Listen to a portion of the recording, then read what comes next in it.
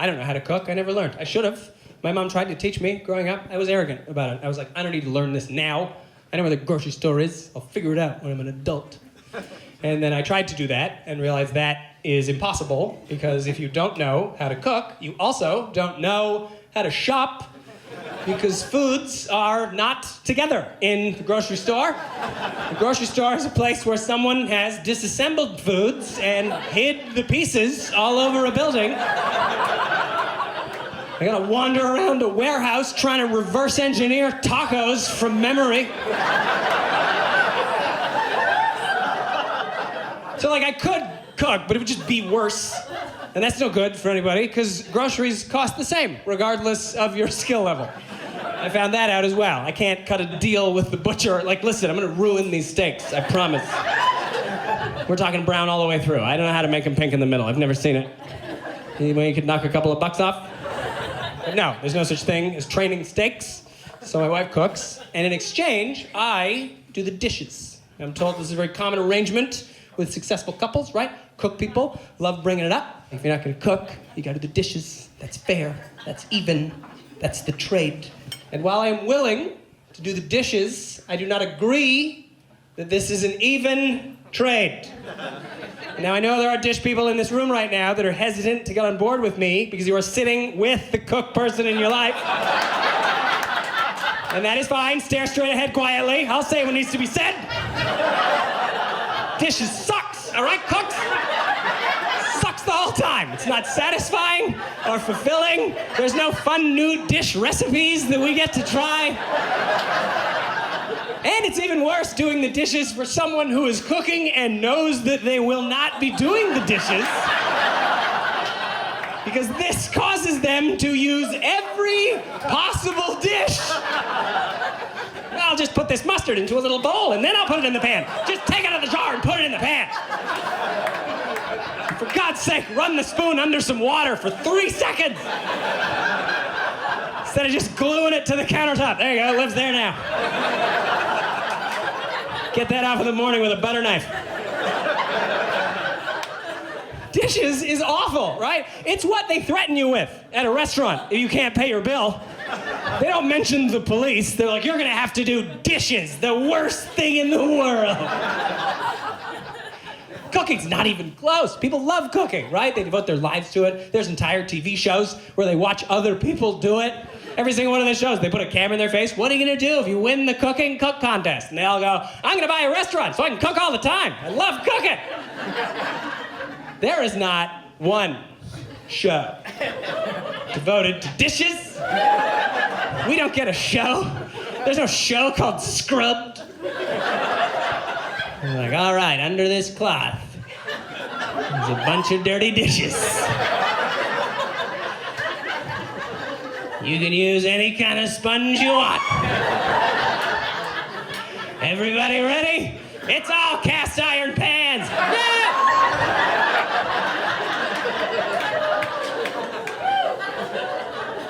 So my wife cooks, is what I'm telling you. And I'm the snack man, all right? I love snacks. I love choosing snacks. I like offering snacks. I like eating snacks. I like all snacks. I do have a favorite snack. I do think the top snack in the world is popcorn. Popcorn's number one. It is on top, in my opinion, because of its versatility. First of all, you can do anything with popcorn. Whatever mood you're in, popcorn's got you covered, right? You can put cheese on it, caramel. You take a left into Savory Town, or you can drive down the road to Sweetville. Popcorn's riding shotgun the whole time. You don't even have to eat it. You can put it on a string for a wedding in a trailer park. I believe that popcorn is so good that it's the reason why we all have microwaves.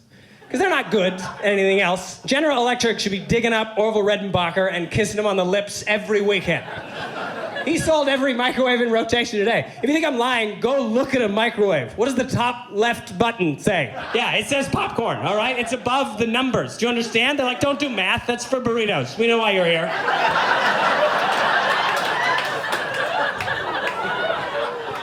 Microwave popcorn was incredible. It changed the game. And I think the reason why microwave popcorn was so successful is because some people in this audience may be old enough to remember what it was like to make popcorn at home before the microwave. Yeah, it was like cooking meth. It was insane. It was quite literally the most dangerous thing you could do on a residential property. Parents would be like, get the kids out of the kitchen, I'm making popcorn out here.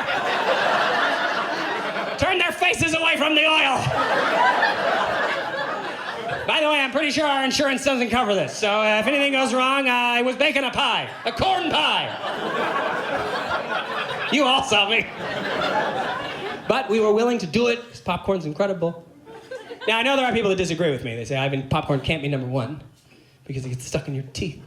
And yes, it does get stuck in your teeth, and that feels bad, but that bad feeling is offset by how good it feels when you finally get it out of there. So popcorn, back on top, number one.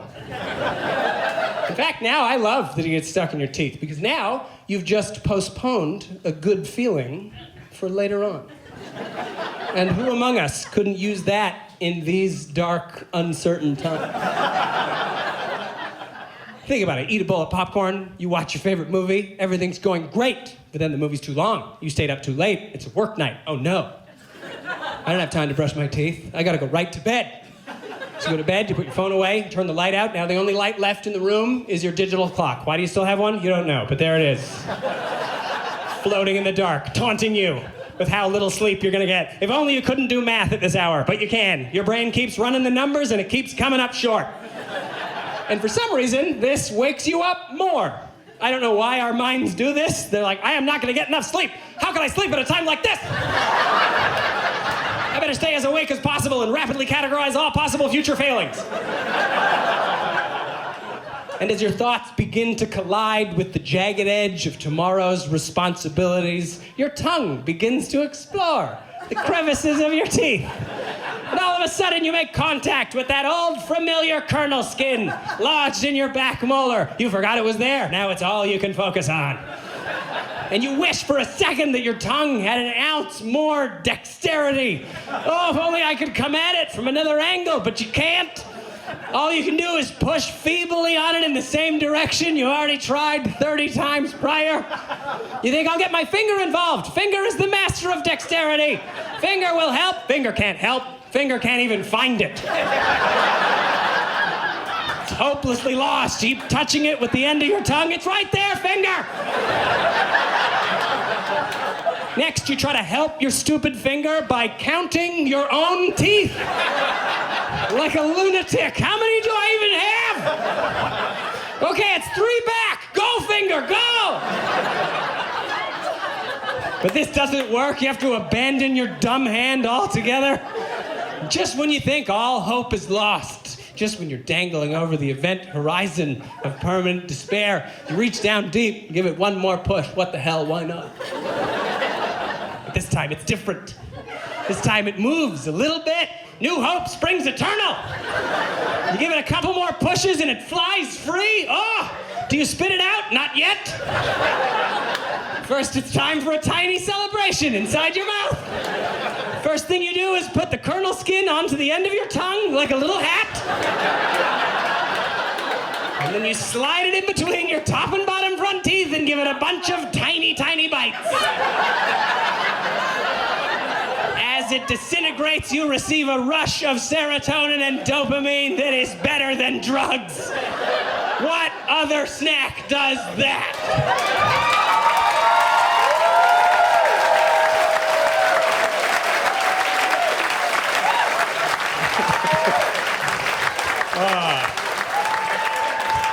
Oh, thank you. And thank you to everybody that did the tiny little bites along with me. I saw you. Now, my favorite thing about popcorn, though, definitely has to be there is no way anybody knew corn was gonna do that. Like, before there was popcorn, no one could have guessed that that was gonna happen. You could have taken the smartest person in the world, made them look at a cob of corn and be like, hey, what do you think happens if you let this dry out and then heat it up? They certainly wouldn't have gone, I bet each kernel explodes only a little bit into a delicious soft snack you could put in a bowl. Nobody knew that. That would have been an insane guess, which means that popcorn must have been discovered by accident, and why don't we know that story? Where's that Netflix documentary? Why the hell did we all have to watch Tiger King? I want to know who found popcorn.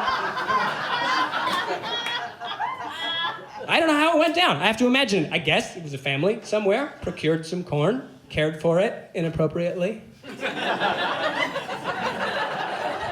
The young son had to deliver the news. Papa. He's probably taller. Papa! The corn is too dry. We cannot eat it. This is a shame, son. Well, at least we won't freeze to death. Throw it on the fire. 1 to 3 minutes later. Oh, you're never gonna believe this. What's happening? No time to explain. Bring cheese, caramel. It doesn't matter. Yeah, but I do love all snacks almost as much as I love popcorn. What I don't love is healthy people coming for snacks, right? They came for our meals and we let them. And now they're coming for snacks, and I don't think that's appropriate, all right? Snacks are a reward for eating healthy the rest of the time. I eat 3 gross meals I do not enjoy, and then at 11 o'clock at night, 3 bags of chips and a bowl of ice cream. That's how we do it.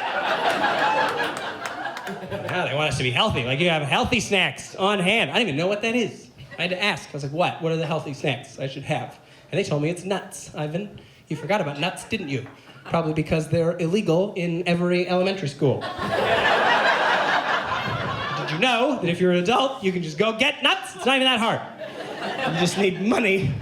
They're in the grocery store, I found out, next to the chips, which I think is a bad spot.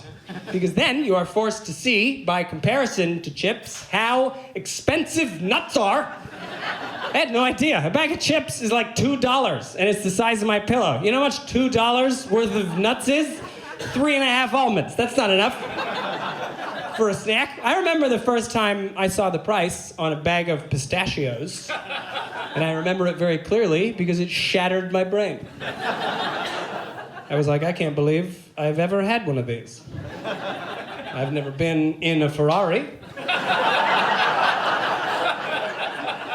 How have I had a pistachio? These shouldn't be in my life. So I thought, if I'm gonna do this, if I'm gonna break the bank on these snack nuts, I wanna go all the way to the top. I want the biggest bang for my nut buck. I want the healthiest possible nuts. So I asked them what it was. I said, what's the healthiest one? I'll just start there. And they said, it's walnuts, Ivan. Everybody knows that. And I said, I don't think anybody knows that. They said, yeah, walnuts are incredible. They are so healthy, you can eat as many walnuts as you want. And I said, wow, that is great news, because I'm actually already doing that. 0, they're gross. Walnuts are disgusting. If you don't believe me, eat a walnut and tell me if it's gone bad. You don't know. No one does. Every single time I have eaten a raw walnut, I'm like, nope, those are off. Call the hospital. I just opened the bag. Really? Because I think I just ate a spider covered in wood. That's what that tasted like. Is that what it was a bag of? Like, you can tell walnuts are bad because they're never the main flavor of anything. You never see a product advertised, flavor, walnut. Furniture only is when that happens. If it's in food, it's always like maple walnut. And let's be honest, maple is gonna be doing the heavy lifting. This happens too much in the food world, I think. They'll take a bad food and try to pair it up with something better to try to sneak it into our lives. I think it needs to stop. The most egregious example of this, of course, is cinnamon raisin.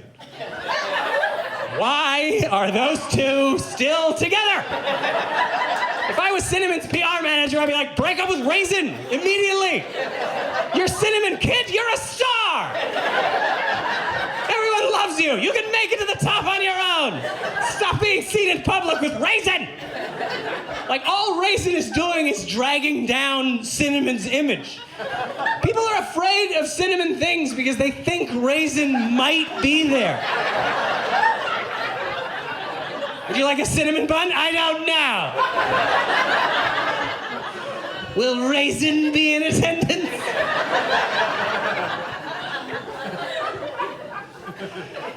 That's the worst place to find a raisin, is in a cinnamon bun. When you least expect it, oh, it's terrible. Ruins your whole day. Because not only are they gross, they also do not cool down.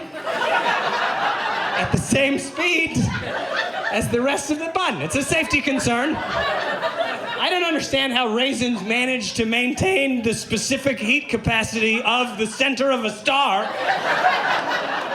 Anytime you take a cinnamon bun with raisins in it out of the oven or microwave, depending on your life choices, you can wait 20 minutes. I think it's ready to eat. No, it is not. There are 7 wrinkled balls of lava waiting for you. I will never understand how cinnamon and raisin got together in the first place. Yes, I'm still talking about this. Must have been a bad breakup. That's the only thing that makes sense. I've thought a lot about it. I think cinnamon got dumped by brown sugar, probably. Just wandering the streets one night, its standards impossibly low. I'll never find a more perfect pairing. And then some shriveled up creep came around the corner. Hey! I used to be a grape, you know? You wanna go ruin some cookies?